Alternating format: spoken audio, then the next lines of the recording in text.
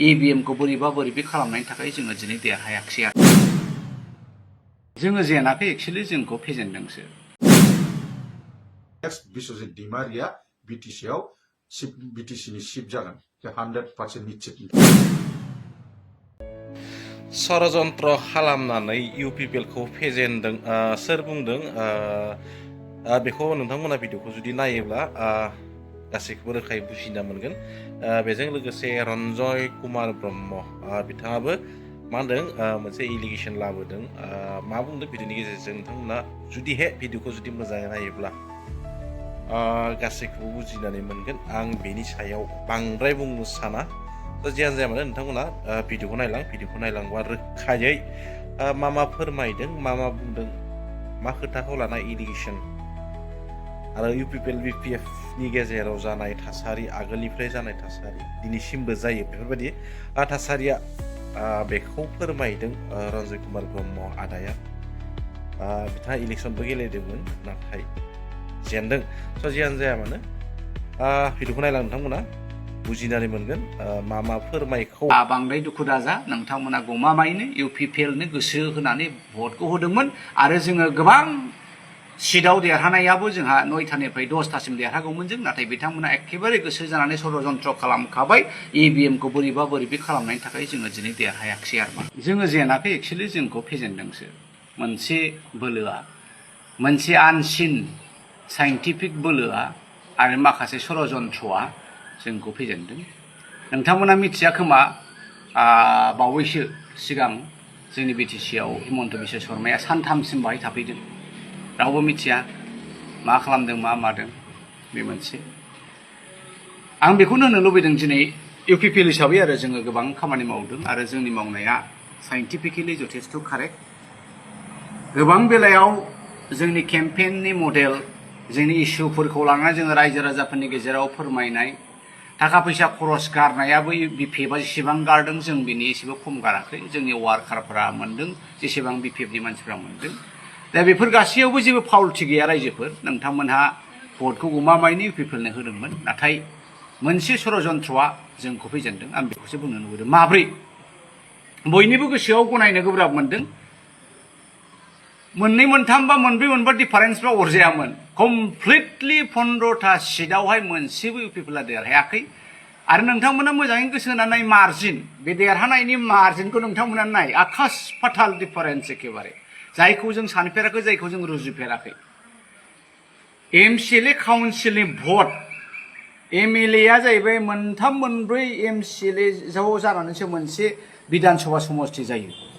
जों जाय एमसिएलए मोनसेल' सिंगल समष्टियाव जे भटखौ इउपिपिएलनि केन्डिडेटफ्रा मोनदोंमोन, बेखौबो जोङो मोनाखै एबारावहाय।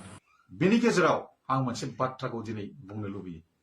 आसामनि गिबि मन्त्रि हेमन्त बिश्व शर्मा बिथाङा जुदि हेकार बा EVM खौ हेक खालामाखैब्ला मा हिसाबै बुंनो हायो नमिनेसन होनाय लोगो लोगो 15-20 दिन सिगां जे गौरव गगैया 10,000 भटआव जेनगोन?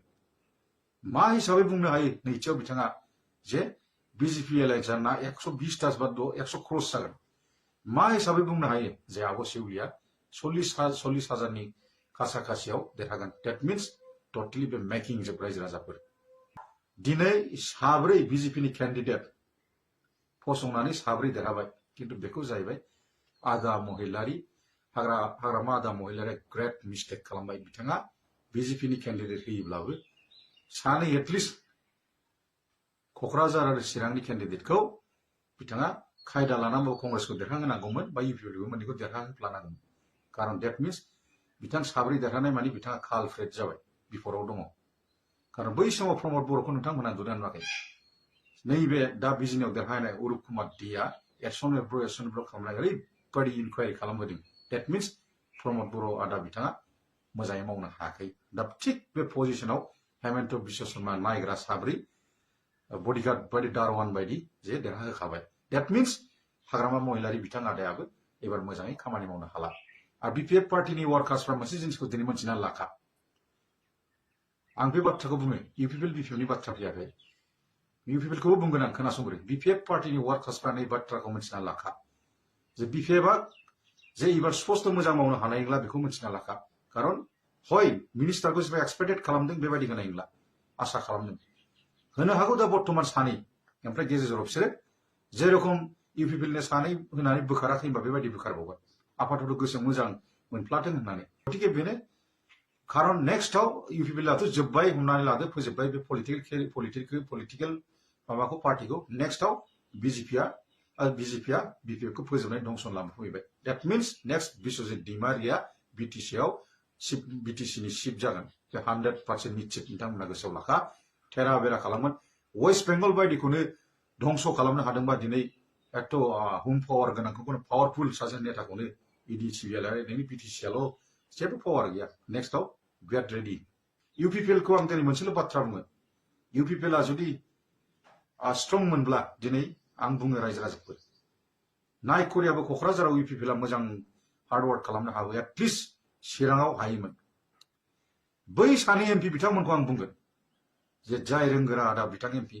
जाय आदा लकसभानि जयन्त आदा एमपि बिथांमोनहा जुदि स्ट्रं एमपि मोनब्ला चिरांखौ भगबान फैबाबो मोननै डिस्ट्रिक्टखौ बिपिएफआ देरहामोन बा बिजेपिआबो देरहामोन खारन सानै एमपिनि क्वालिटिया रायजो राजाफोर दस्रा गुबुन हारिनि टेलेन्टेड एमपि मोनब्ला सासे एमपि दङमोनब्लानो बे सासे एमपिजोंनो स्टेटखौ कभार खालामनो नागिरो बेखौ गोसोआव लाखा खिन्थु बै आं लाजिदोंसो इउपिपिएलनि बाथ्राखौ बुंनो थांबा बै सानै एमपि थासेयावबो चिरांखौ बोरै मिल खालामनो हाखै बे बाथ्राखौ आं मोजां एमपिआ मोनसे ओरैबायदि शक्तिशाली जिनिस एथ' फिसा डिस्ट्रिक्टआव सानै एमपि थानायावबो मारै इउपिपिएलआ एथ' उइक जाखो आं बेखौ एसे लाजिनाय मोनदों रायजो राजाफोर जेला बिपिएफआव सरकार थासेयावबो बबे जायगानिफ्राय थाखा फैसा महल ओमफ्राय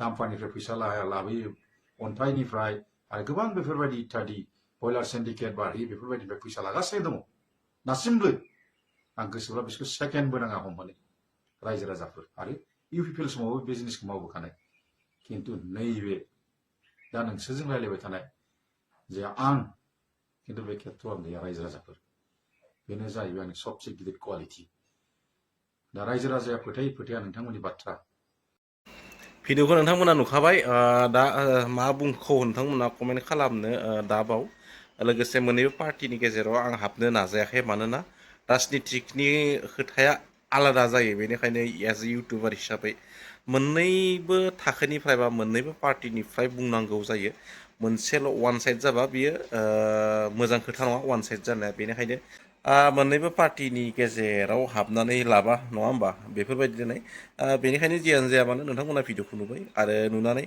कमेन्ट खालाम खोथाफोरखौ लानानै माबायदि खोथा बुंखौ खोथाफोरा नंमारगोन नामा बेफोरखौ नोंथांमोना कमेन्ट खालामनानै फोरमायबानो जाबाय स' जियानो जाबाय भिडिअखौ नायनो थाखाय थेंक्स फर वाचिं गोजोन्थों जय बर' हारिनि बाय बाय